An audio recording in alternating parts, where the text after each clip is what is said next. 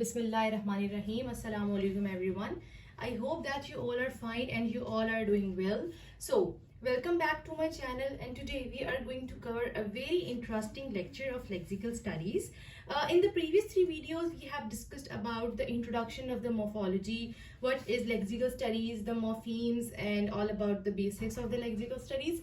Then we have discussed the neologism, that how the new words are formed and how they create new meanings of the words. Okay. Today's lecture is on derivational morphology.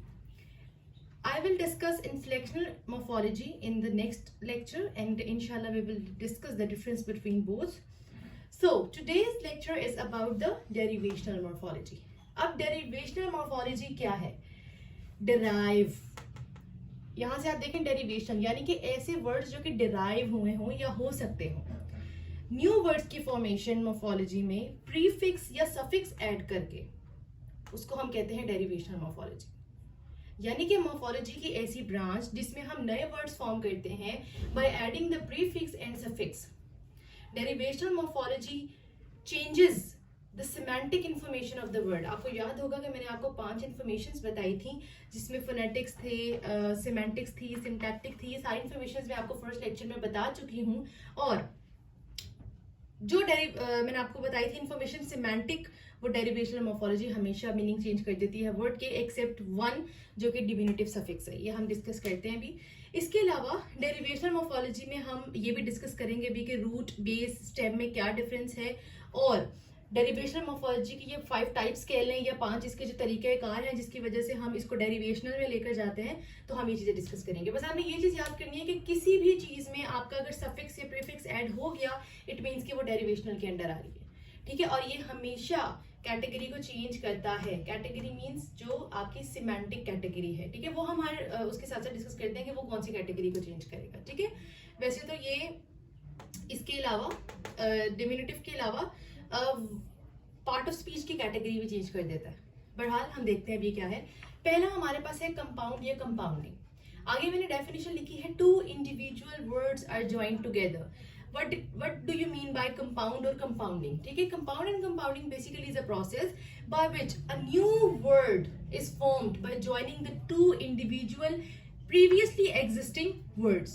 ठीक है. जैसे कि cold behavior. अब आप देखिए, cold is a separate word while behavior is a separate word. लेकिन हम दोनों ने इनको ज्वाइन कर लिया तो इसका ये क्या बन गया? कंपाउंडिंग. अब कंपाउंडिंग जो है वो ऐसे नहीं होती कि बेढंगी हो जाए, यानी कि कोल्ड के साथ बिहेवियर ही जुड़ेगा. ठीक है. बिहेवियर के साथ कोल्ड ही जुड़ेगा. अब इसकी जगह मैं ये नहीं लिख सकती आईसी बिहेवियर, वो इसके साथ सूट नहीं कर रहा ना. तो कोल्ड बिहेवियर क्या है हमारे पास? एक मतलब एक सेंस बन रही है, एक कंपाउंड वर्ड बन रहा है, तो हमने क्या कह दिया, ये क्या है हमारे पास? कंपाउंडिंग. IC cold. ठीक है. अब मैं इसको कूल कोल्ड नहीं कह सकती या ब्लू कोल्ड नहीं कह सकती, इसको मैं आईसी कोल्ड ही कहूंगी. क्यों? Because it make sense. और ये कंपाउंडिंग की उसमें आ रहा है कि 2 ये अलग अलग वर्ड्स हैं. Then red hot. अब कंपाउंडिंग में आपने एक चीज ये याद रखनी है कि कंपाउंडिंग आपकी मतलब बहुत सी टाइप्स की होती है, बट मैं आपसे फिलहाल 7 टाइप्स ऑफ कंपाउंडिंग को शेयर करने जा रही हूँ. यानी कि इसके अंदर नाउन और नाउन की कॉम्बिनेशन है. फॉर एग्जाम्पल इफ आई से लैंड लॉर्ड. अब कोई भी ये नहीं, अगर जैसे आप लैंड लॉर्ड बोले तो आप नहीं समझेंगे कि ये कंपाउंड वर्ड है, जबकि अगर आप इसकी हिस्ट्री पे जाएं, land is a separate word while Lord is a separate word. अब आप लैंड लॉर्ड ही यूज करते हैं. कभी भी आप लैंड की जगह जियो लॉर्ड नहीं कहते या फिर उसको अर्थ लॉर्ड नहीं कहते. You will always say land Lord. तो ये एक सेंस बन चुकी है, एक कंपाउंड बन चुका है जिसको हम अपनी नॉर्मल लैंग्वेज में या कॉलिक्यूल लैंग्वेज में हम यूज करते हैं. चेन स्मोकर, दोनों नाउन है, दोनों की कॉम्बिनेशन से एक कंपाउंड वर्ड बना है. Snail mail. इसी तरीके से अगर मैं बात करूं एडजेक्टिव और नाउन के कॉम्बिनेशन की, तब भी हमारे पास ये बनेगा high chair, black board, white board, wild fire. यानी कि एक एडजेक्टिव है, व्हाइट एडजेक्टिव है और बोर्ड नाउन है. तो ये मेरे पास एडजेक्टिव और नाउन का कॉम्बिनेशन होगा कंपाउंड वर्ड में. फिर इसी तरह इसमें प्रेपोजिशन और नाउन का है, जैसे ओवरडोज. ठीक है. अब ओवरडोज हम बोलते हैं कि अगर हम किसी मेडिसिन को ज्यादा ले लें. Underdog, under arm. अब ये वो वर्ड्स हैं जो हम अंडर के साथ आर्म यूज कर रहे हैं. अब बीनीथ आर्म हम यूज नहीं कर सकते, बिलो आर्म हम यूज नहीं कर सकते. अंडर आर्म एक वर्ड बन चुका. This is compounding. फिर है वर्ब और नाउन का कॉम्बिनेशन. वर्ब और नाउन की अगर मैं बात करूं, जैसे square crow, square and crow. First one is a verb, second one is a noun. तो ये हमारे पास क्या बनेगा, वर्ब और नाउन का कंपाउंड। फिर हमारे पास है एडजेक्टिव और एडजेक्टिव। जैसे मैंने लिखा है रेड हॉट, आइसी कोल्ड, बिटर स्वीट, ठीक है। तो ये हमारे पास क्या है, एडजेक्टिव प्लस एडजेक्टिव है। फिर है नाउन प्लस एडजेक्टिव, यानी कि अगर मैं कहूँ स्काई ब्लू, डार्क ब्लू, या अर्थ बाउंड, स्किन डीप। अब देखिए स्टार्टिंग में नाउन आ रहे हैं और जो सेकंड हमारे पास वर्ड्स हैं वो एडजेक्टिव के हैं। तो ये मेरे पास क्या हो गया, नाउन और एडजेक्टिव का कंपाउंड। तीसरा हमारे पास है प्रपोजिशन एंड वर्ब। सेवेंथ जो हमारे पास है, ओवरसी, ओवरस्टफ, अंडरफीड। अब ये प्रपोजिशंस हैं, उनके साथ हमारे पास क्या आ रहा है, वर्ब। तो ये है हमारे पास 7 types of compounds in English, जिनको हम यूज करके या उनको मिलाकर हम कंपाउंडिंग के वर्ड्स फॉर्म करते हैं, ठीक है।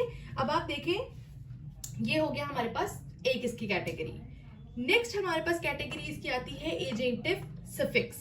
अब एजेंटिव सफिक्स क्या होता है कि हम ER के सफिक्स को ऐड करते हैं, दिस वन, और एक नया वर्ड बनाते हैं, ठीक है। नया वर्ड किस तरह से हम बनाते हैं, मतलब वर्ब होती है, वर्ब की कैटेगरी को हम चेंज करके नाउन में ले जाते हैं। दिस इज राइट, आगे ER लगाया, क्या बन गया, नाउन। राइट लिखना, राइटर लिखने वाला। तो agentive suffix basically is a suffix when it is attached to a word, it changes the category of the word from verb to noun. ये वर्ब को एजेंटिव नाउन बना देता है, ठीक है।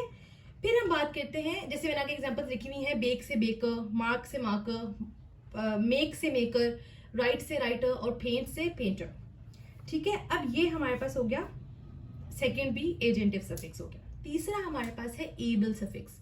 देखिए एबल अगर मैं किसी भी चीज के साथ लगा दूं, उसका ये मतलब है कि वो इस चीज के काबिल है, या वो इस चीज की कैपेबिलिटी रखता है कि वो ये काम कर सके, कोई भी वर्ड, ठीक है।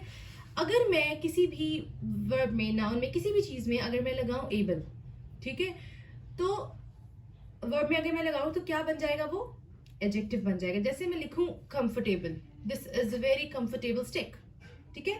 या मैं लिखूं touchable, this board is touchable, this writing is remarkable, these words are readable. यानी कि मैं आपको एक करेक्टरिस्टिक बता रही हूँ, इन सबको मैंने एडजेक्टिव बना दिया है एबल लगा के, कि ये मेरे पास क्या बन गए हैं एडजेक्टिव के, ये इस काबिल हैं, ठीक है। तो एबल का वर्ड या सफिक्स ऐड करके हम किसी भी वर्ड को एडजेक्टिव की कैटेगरी में लेकर आए, that is the function of the able suffix.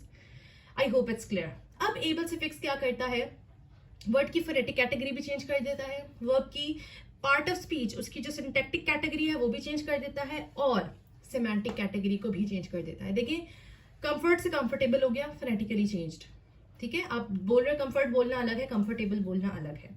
Category, पहले ये क्या था, कंफर्ट हमारे पास वर्ब, और अब ये क्या बन गया, एडजेक्टिव, कैटेगरी चेंज हो गई। तीसरा है सेमांटिक चेंज। अब आप देखें कि कंफर्ट का क्या मतलब था, कि कंफर्ट सुकून, कंफर्टेबल सुकून देने वाला, या कंफर्टेबल ये सुकून दा, मतलब आरामदेह चीज है, ठीक है, देने वाला नहीं, मतलब कंफर्टेबल मीन्स कि ये आरामदेह है आपके लिए। तो ये हो गया एबल सफिक्स। अब हम बात करते हैं डिम्यूनेटिव सफिक्स। ये देखें, ये थोड़ी सी एक्सेप्शन है डेरिवेशनल मॉर्फोलॉजी में। जैसे कि अगर मैं आपसे कहूं कि मैं मॉम बोलती हूं और मैं मम्मी कर दूं, ना तो इस वर्ड का मेरे पास कोई फोनेटिक कैटेगरी में चेंज आया, ना तो ही इसमें कोई मीनिंग का चेंज आया। यानी कि मम्मी, मम पहले ही हमारे पास एक नाउन था और उसके साथ हमने वाई का एडिशन कर दिया, तो ये क्या बन गया, मम्मी। वाइफ, वाई का एडिशन कर दिया, वाइफी। डॉग, वाई का एडिशन कर दिया, डॉगी। हॉर्स में IE का कर दिया, हॉर्सी। कैट से किटी, डैड से डैडी। और इसी तरीके से डिमिनिटिव सफिक्स से और भी बहुत से टाइप्स के होते हैं, जैसे ETTE लग जाता है, जैसे सिगरेट, डिस्केट।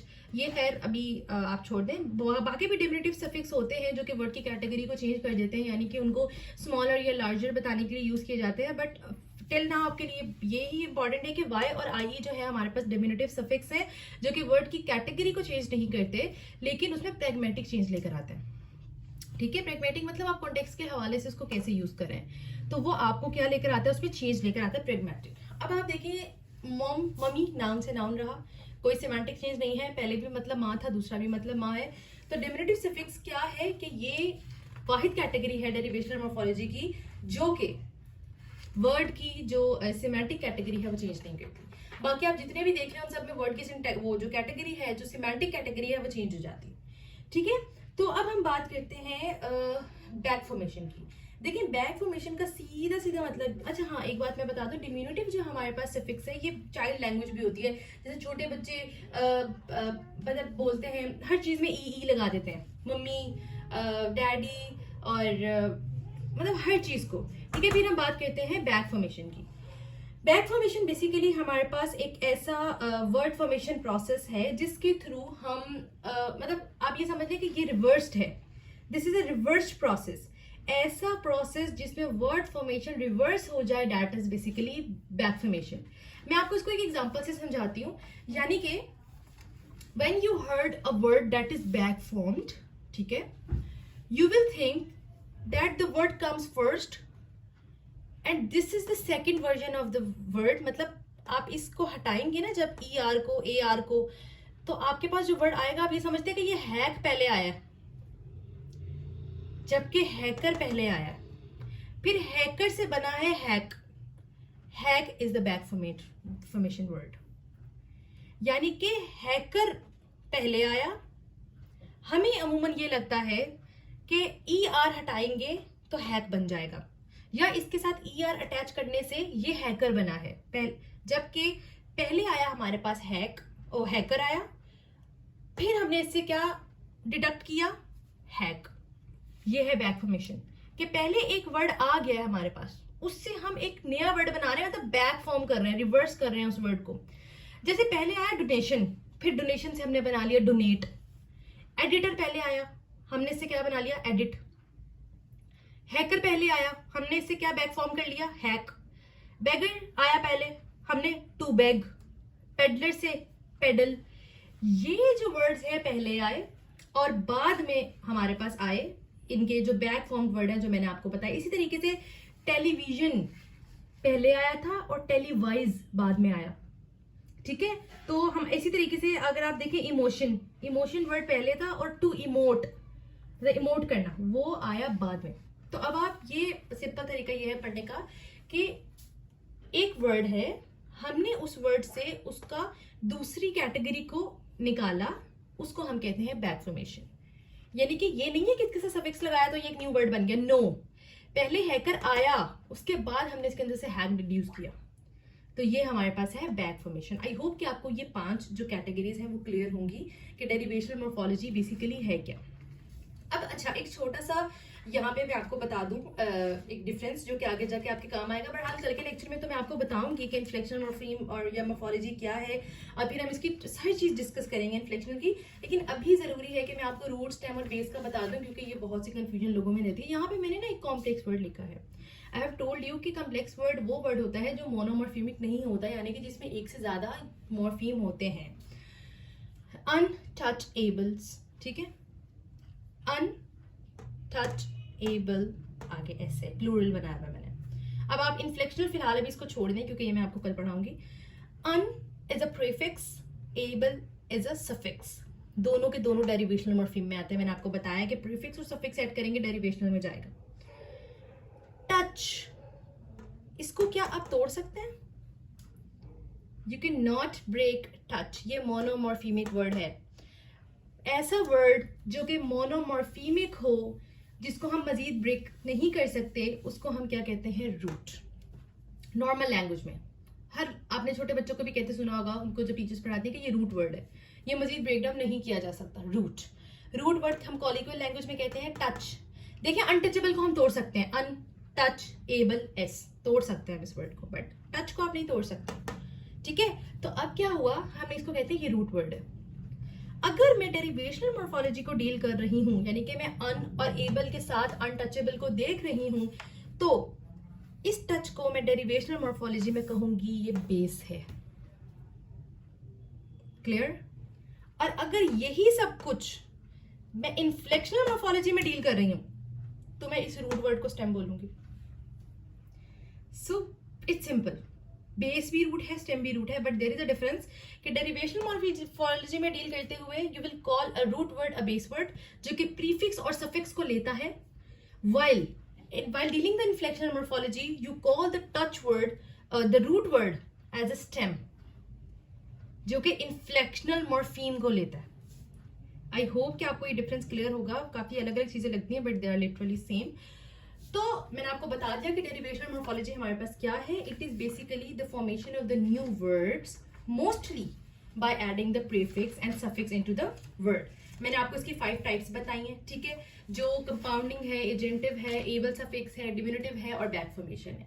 तो मेरा ख्याल है कि आपको ये क्लियर होगा. और ये भी वैसे न्यू वर्ड्स की फॉर्मेशन में है डेरिवेशनल मॉर्फोलॉजी. और अब कल इंशाल्लाह हम डिस्कस करेंगे कि what do you mean by the inflectional morphology. और फिर उसके अगले लेक्चर में मैं आपको बताऊंगी कि what is the major difference between both derivational और inflectional. Still, if you have any question, you can ask in the comment section. Take care. Allah Hafiz.